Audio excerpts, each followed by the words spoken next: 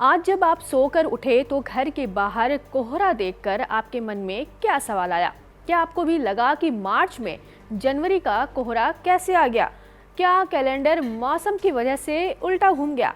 जाहिर तौर पर आज सुबह मार्च में जो हुआ वो जनवरी की याद दिला गया।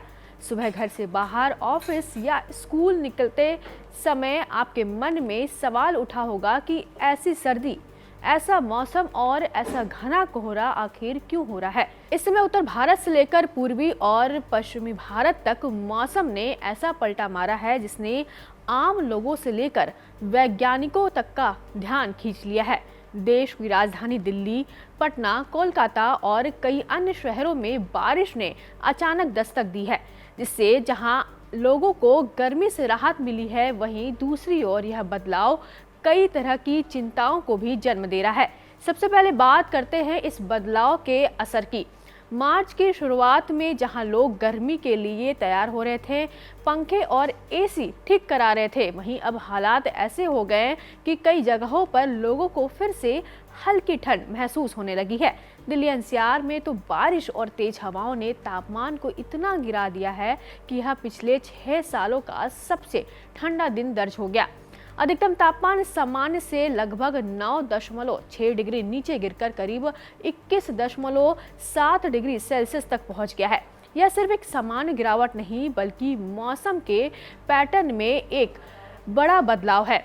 यही वजह है कि भारतीय मौसम विज्ञान विभाग यानी आईएमडी ने देश के 17 राज्यों में आंधी, तूफान, बारिश और ओलावृष्टि का अलर्ट जारी किया है। हवाओं की रफ्तार 70 से 80 किलोमीटर प्रति घंटे तक पहुंच सकती है, जो अपने आप में काफी खतरनाक मानी जाती है।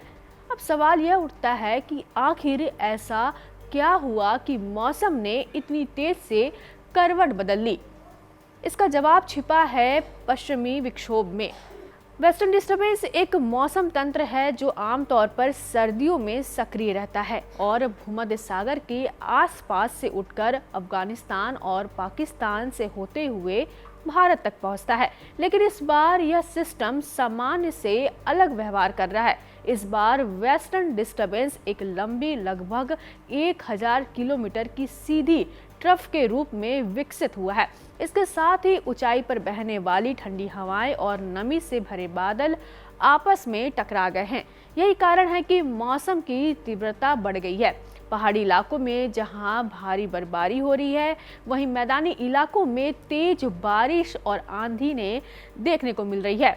दिल्ली एनसीआर की बात करें तो यहाँ मौसम का असर कई स्तरों पर देखने को मिला है। एक तरफ तापमान गिरा है तो दूसरी तरफ हवा की गुणवत्ता में सुधार हुआ है। बारिश और तेज हवाओं ने पॉल्यूशन को काफी हद तक साफ कर दिया है। शहर का वायु गुणवत्ता सूचकांक यानी AQI संतोषजनक श्रेणी में पहुंच गया है, जो आम दिनों में दुर्लभ होता है। लेकिन इस राहत के साथ जोखिम भी जुड़ा हुआ है। तेज हवाओं की वजह से पेड़ गिर सकते हैं, बिजली की सप्लाई बाधित हो सकती है और सड़कों पर जल भराव हो सकता है। यही कारण है कि प्रशासन भी अलर्ट है और लोगों को सावधानी बरतने की सलाह दी जा रही है। यूपी में भी हालात कुछ अलग नहीं है। पश्चिमी और पूर्वी दोनों हिस्सों में तेज हवाओं और बारिश का असर देखा जा रहा है। कई जिलों में बिजली गिरने का खतरा बना हुआ है, खास तौर पर ग्रामीण इलाकों में जहां लोग खुले में काम करते हैं, वहां यह खतरा ज़्यादा गंभीर हो जाता है। उत्तराखंड की स्थिति और भी संवेदनशील है। यहाँ हवाओं की रफ्तार 50 से 60 किलोमीटर प्रति घंटे की रफ्तार से पहुँच सकती है, जबकि झोंके 80 किलोमीटर प्रति घंटे तक जा सकते हैं। इससे भूस्खलन, सड़कें बंद होने और बिजली आपूर्ति बाधित होने का खतरा बढ़ जाता है।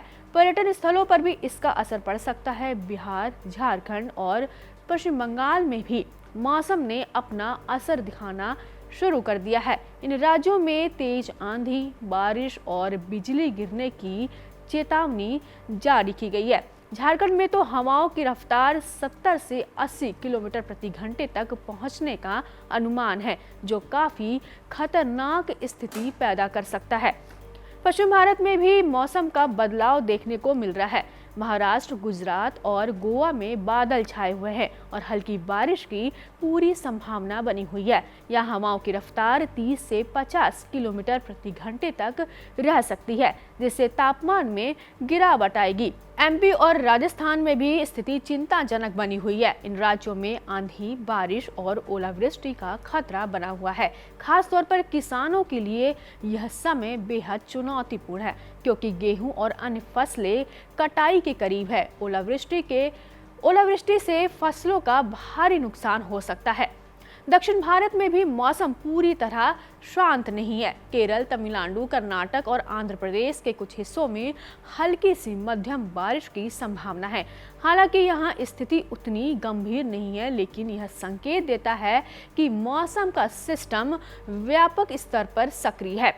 अब सबसे अहम सवाल है कि क्या यह मौसम लंबे समय तक बना रहेगा। मौसम विभाग के अनुसार यह स्थिति अगले 48 से 72 घंटों तक बनी रह सकती है। इसके बाद धीरे धीरे आसमान साफ होगा और तापमान में फिर से बढ़ोतरी शुरू हो जाएगी। यानी यह ठंड अस्थायी है और गर्मी जल्द ही वापसी करेगी। लेकिन इस पूरे घटनाक्रम का एक बड़ा संदेश भी है। मौसम अब पहले जैसा पूर्वानुमानित नहीं रहा। जलवायु परिवर्तन के कारण मौसम के पैटर्न में बदलाव आ रहा है। मार्च जैसे महीने में इस तरह की तीव्र गतिविधियां इसका संकेत हो सकती हैं। इसका असर सिर्फ मौसम तक सीमित नहीं है, यह कृषि, स्वास्थ्य, परिवहन और अर्थव्यवस्था तक को प्रभावित करता है। किसानों के लिए यह समय सबसे ज्यादा संवेदनशील है। एक तरफ फसल तैयार है, दूसरी तरफ ओलावृष्टि और तेज हवाएं उसे नुकसान पहुंचा सकती हैं। आम लोगों के लिए भी यह समय सतर्क रहने का है। तेज आंधी के दौरान बाहर निकलने से बचना, बिजली के खंभों और पेड़ों से दूर रहना और मौसम विभाग की चेतावनियों का पालन करना बेहद जरूरी है। अंत में एक सवाल जो हम सभी को खुद से पूछना चाहिए, क्या हम सिर्फ इस सुहावने मौसम का आनंद ले रहे हैं या इसके पीछे छिपे संकेतों को भी समझ रहे हैं? क्योंकि मौसम का हर बदलाव सिर्फ राहत नहीं बल्कि एक चेतावनी भी हो सकता है। यहाँ ताजा खबर के साथ हर दिन की शुरुआत कड़क है। आमने सामने बैठ रखते हैं बात पूरे दम से, आराम से। चर्चा होती है बेधड़क। यहाँ किस्से कहानियों में बोल सरल और अंदाज बेहद कड़क मिलता है। जीने में एक तेवर है जो आता है सही ज्ञान, जानकारी और उससे कमाई कड़क नोट से। इधर मौके पर चौका नहीं, छक्का लगा जलवा दिखाते हैं। कड़क क्रिकेट से अपने रोमांच को जो बढ़ाते हैं। यहाँ की हर बात का मिजाज एक है, मिजाज कड़क। आपका अपना YouTube चैनल कड़क, लाइव पे धड़क।